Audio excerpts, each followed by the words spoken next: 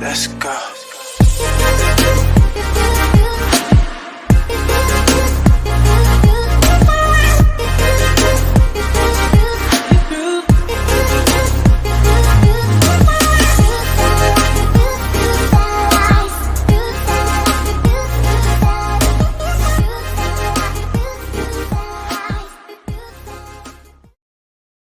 Hi guys, I am here ready to do our GTs. We're going to look at GTs in any system.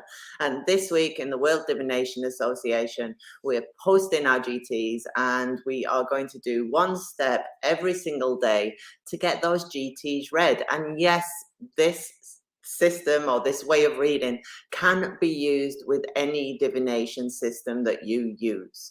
Any system in which you have two significators, one for a person and one for a partner, you can use these steps to really fluently interpret your GT with no issues, really, without getting into the pros and cons of every single system. We're going to use it as a overall step for all and see how much information we can gather from that. So hello everybody, thank you for joining me. I am going to be using the Siren Song Lenormand and Kipper deck mix. This is a deck that's coming out with Wiser books really soon by Carrie Paris and myself. We are going to be using that because it's a deck probably that most of you aren't used to reading with, which means it's great for looking at the techniques rather than getting into, pulled into the system that you are used to reading. I'm also going to use two separate significators just to highlight what we can get from this. So the first lesson today is about the situation, and the situation we start reading as soon as we lay those cards. So I want you to think about the GTs that you have posted in group, and if you aren't a member of the WDA, this week only you can get it for free if you click in the link below. And yes, so for all of you that are posting your GTs, I'll be looking through those, commenting on those as well, and we'll work through this together. I'll just put on my overhead.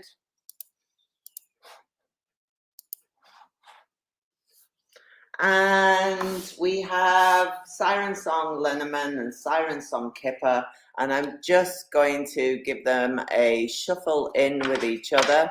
Again, I'm using two systems so that you don't automatically jump to your techniques for either Lenormand, Kipper, or even tarot, so that we can read this as new eyes on the situation. So I've got my sirens out to read with, the female siren and the male siren. And I'm gonna just shuffle out 34 cards to go with them.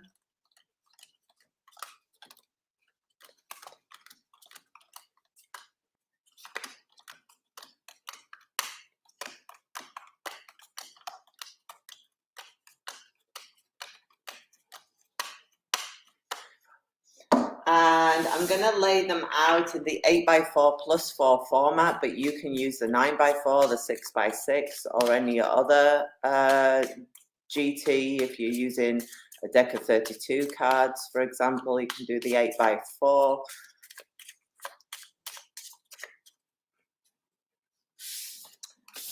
And I'm going to shuffle our sirens in to see what the situation is to begin with.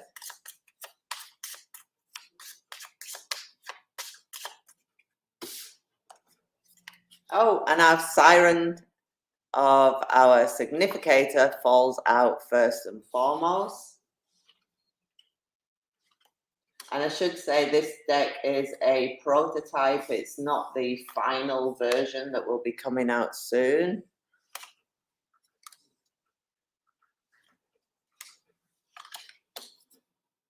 And we have our male siren at the top as well. So the 2 partner cards have fallen out at the top of the spread.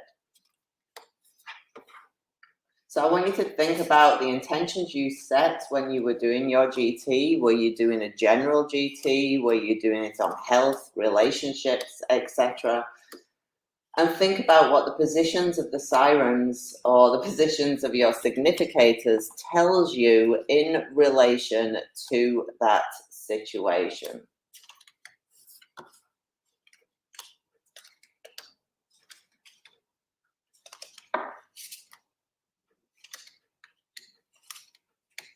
There we go, anchor falls in anchor, that's a nice one.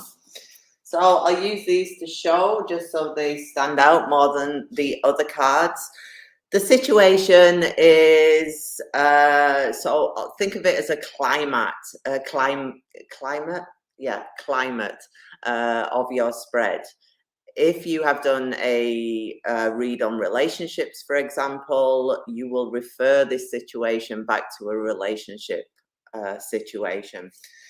So the higher your significator card in the spread, the more auspicious it is for your querent. The easier the time is, the more in control they are of their time.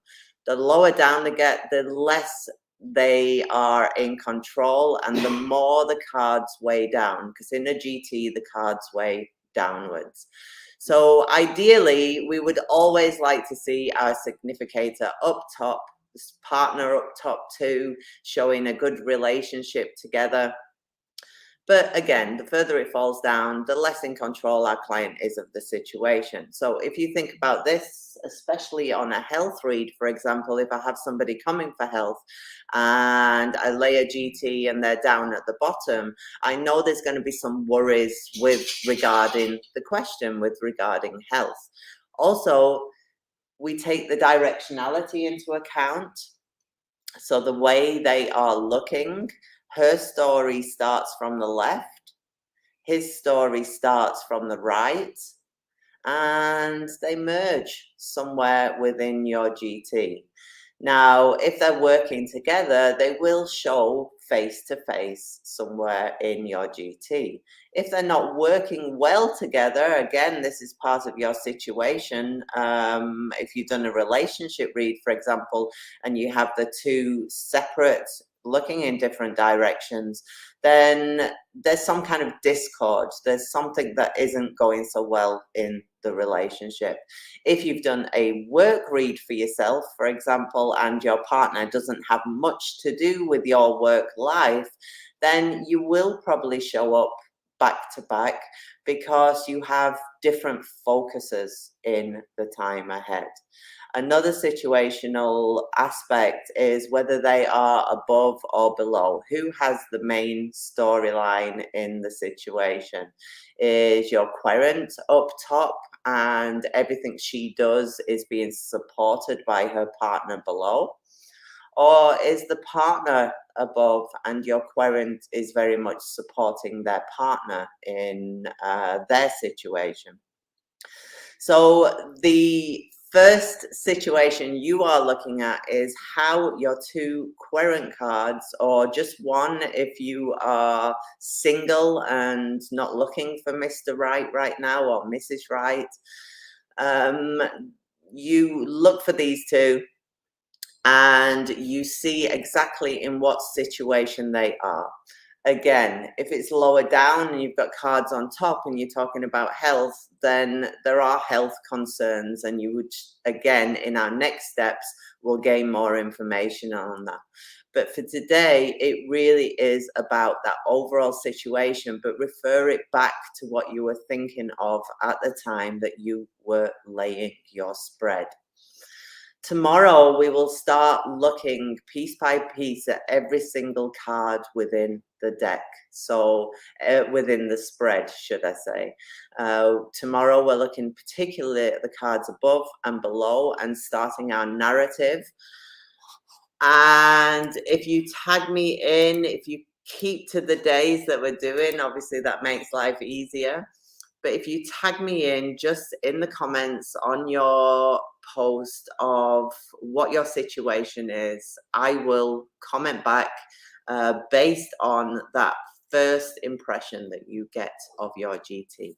Again, tomorrow we are looking at the cards above and below, and we're starting to form our narrative. And you will find in this way with any deck, when you lay it, you'll begin to form a narrative before you've even spoken with your client. Also, you can always bring along your questions to these sessions. I will try and do them at the same time every day for the following 7 days. So bring questions along, and I'll see you tomorrow at the same time.